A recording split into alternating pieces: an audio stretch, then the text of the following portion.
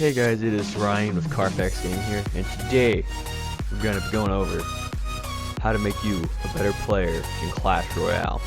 Now you may be thinking like, how are you going to make me a better player in Clash Royale, like without, upgrading my stuff? Well, it's mainly because a lot of people who are stuck in like P.E.K.K.A.s as level 7s and 8s, they have good level cards. Like they could be in Royals or higher if they just didn't play terribly. Like my level 3 or 4 account had to go against level 7s and 8s. I beat them even though I had a severe card disadvantage. It's just the fact that they don't know how to play well. And I'm not saying you guys are just terrible players, it's just no one taught you. So in this video I'm going to be going over how you should play, or the better way to play, how to counter things effectively without, spending more elixir, and how to pretty much get a good elixir trade, like how to counter things and then go off into a counter push, or rolling rush, as they say. So stick with me, and I'll be right back, guys. Okay, guys. So first off, we're going to start off with pretty much countering. So I know a lot of you people, not you people, a lot of players in general have a hard time with Prince. So if I have a Prince back in the corner and he charges, these are one of the best counters that you'll have at lower levels. So this is pretty much equivalent to the levels, is the mini P.E.K.K.A. and the Valk. These guys, if you put it in front of your tower, you can easily go for another push. Now, the minion horde, as always, you guys don't have zap, but if you're a little bit higher up, like you made it to, Spell Factory, but you have the fireball, you can use the fireball, you can use the arrows, and you just counter it. It's a 1 elixir advantage. As you see, since he played it first, I'm gonna have a problem. Now also, you guys have to be careful with Valkyries. Valkyries, like, I know a lot of young people down below will pretty much try to deploy stuff on top of like a Valk, like that, and that's how you get things killed. And you just wasted 5 elixir on a 4 elixir card. Now, if you're up enough for the elixir pump, it's actually a really good investment. You're going to take a little bit of damage for the amount of elixir that you're going to get. But, like, so you say I put my 5 elixir down. He puts his barbs down. I'm going to put my musketeer down, right? Oh, I just gained an elixir, so I can put down this, my goblins, to distract. It's really well timed out, and he gets one shot off. Oh well, and now you can go into a different rush. And now he's going to be in trouble. So he's going to try to defend it with a P.E.K.K.A. and a minion horde while I rush the other side. I can just zap it. As that happens, I can toss a musketeer down the other lane. Now, he's going to he has spear goblins to defend, and archers, but I already have the tower. So now pretty much it's a stalling game for 24 seconds. Whether or not my Valkyrie can... This push is pretty much like the stupidest thing on Earth, because barbs do pretty good against it, but it's kind of really powerful. Like, you need a free spell or a minion horde. Minion horde is really powerful against it. So that's pretty much a basic intro to counters. There's a lot more counters that you can do. I'll show you some more in the next clip. So, and let's say you're going against a guy with a hog cycle deck. So his first move is always probably going to be to do a quick hog rush. And you don't have anything, so you're going to put your little skeletons down, and you can zap him so that he doesn't get another shot off. That's a 3 elixir counter for a 4 elixir push. Now you can go on his side and push, and then he can put down a cannon and a bow, and he's countering your side pretty well as well. Now he might actually have to zap, because the cannon is out, although it's really good at, doing things, it does have its, flaws. But at this point, he has more of stuff. So here's the best way. Best way to counter barbs is by far is either a minion horde or a fireball. These things take care of barbs really well, and you don't have to worry about any more pushes at that point. Now comes the fun part. We're going to teach you guys how to do a pick push. A pick push only happens when a cannon or a bomb tower is around 3 tiles in and 3 tiles to one side. So you're going to put your hog on one side, and you're going to put your goblins right next to it. I didn't do that right, but whatevs. But as you see, even without that, you still get damage off on the tower because the goblins are perfectly fine. Now we're going to put a cannon down on this side, and I'm going to do it with my main. So we're going to cycle through some skeletons. Now you're going to put it on this side. You can see, right there. And as you do that, you're going to quick tap your goblins right here. And that pushes them towards the side.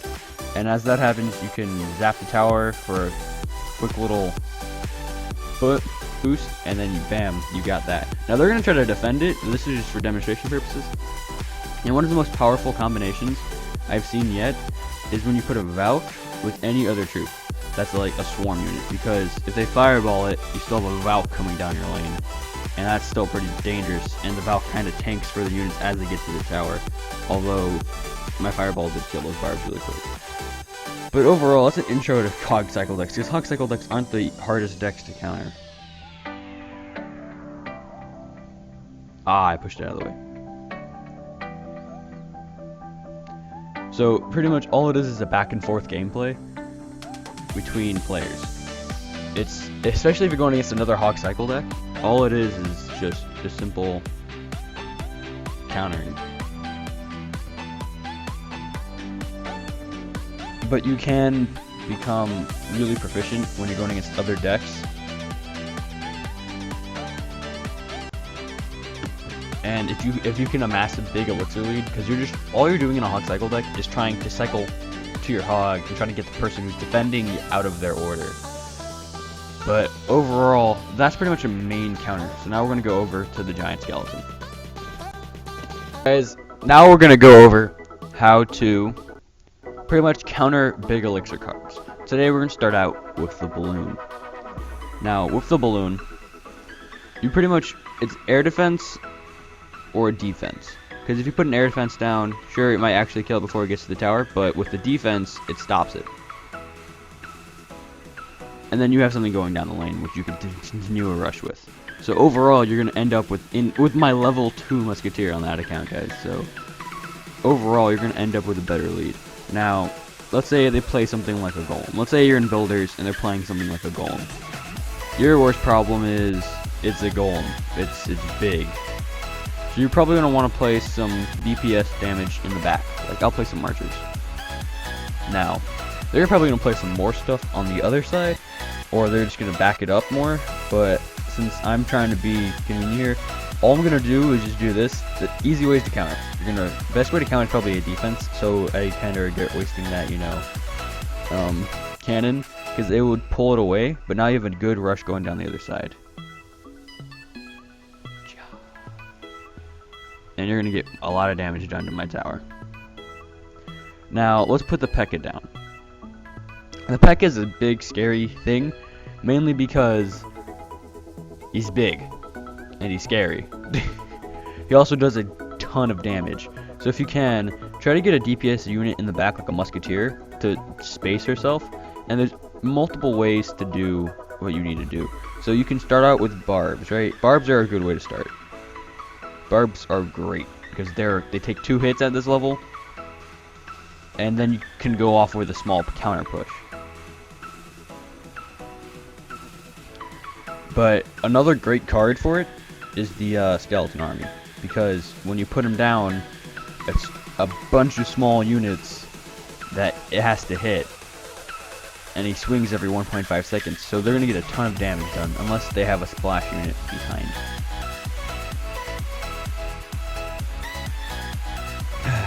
So, next we're going to go with the Royal Giant. This is a big, frightening thing for everybody. Best way to counter it usually is you're going to want to get like a cannon in front of it before he does anything, but you can always put a minion horde down on top of him, and that tends to do a ton towards, harming him. But, so in review, balloons are dangerous, very dangerous. P.E.K.K.As are dangerous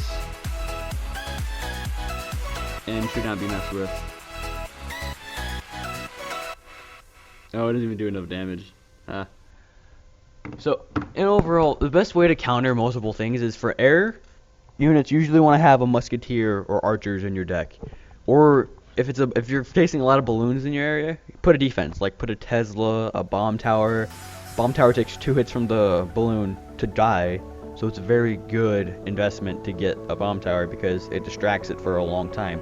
Even if it's a one-shot thing, like a cannon or a Tesla, or even if you play mortar, for some ungodly reason you play mortar at this time, you can, in fact, distract it for like a few seconds. You can put it in the middle, it will pull it towards the middle, have both towers shooting on it, and it will kill it by the time it gets to your tower before it gets a shot off, which is very useful, especially if you're facing a lot of giant balloon strats. So I will see you next part, which is going to be about placement. And now we're going to go over placement. Placement is a key factor in why most people lose battles. If you play something too slow or too early, it can have a huge effect, especially when you're playing against cards like Sparky or things that can do a ton of DPS.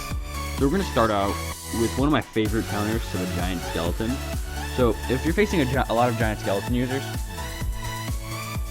best way to do it is to kite. You're going to kite by putting skeletons over here, and after he kills those skeletons, you're going to put a tombstone over here, and it's going to bring him farther away from your tower.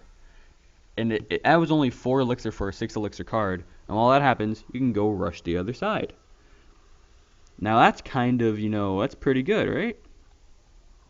It's pretty good for countering, because all you need to do is just waste his time.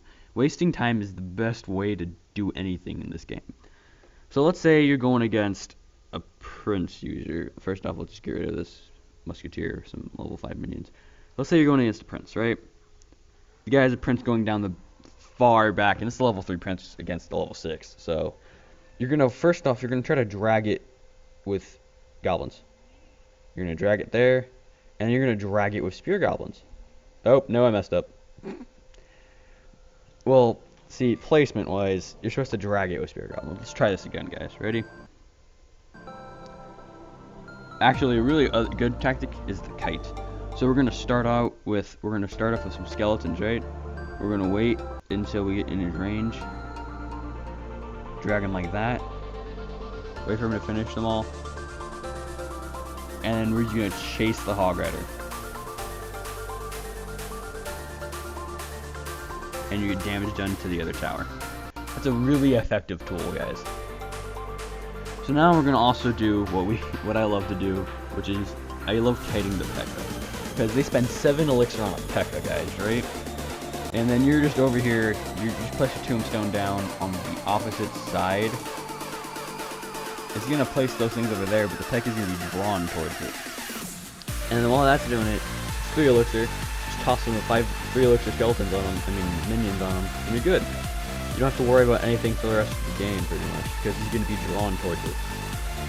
And that P.E.K.K.A is down in a matter of seconds. So, with your next battle, go into a battle and just test your strategies of luring, of placement. It's a game. That's what you have to realize most often. It's a game. It's not meant to be the most difficult. If you want to be good at it, all you have to do is pretty much realize the strengths and weaknesses of the game. Now, if you're going against the hog rider, right? Level 6 hog rider versus level 5 cannon, right? You want to place it right there. He's attracted to it right away. And now both towers are shooting it. Which, if it was a lower level hog rider versus my level 5 cannon, it wouldn't have gotten to the tower. It doesn't have enough health to get to the tower. But since I'm such a low level compared to it, on this account, that's why I did that. So we're going back to the prince ordeal. We have a prince in the back, right, guys? He's coming down.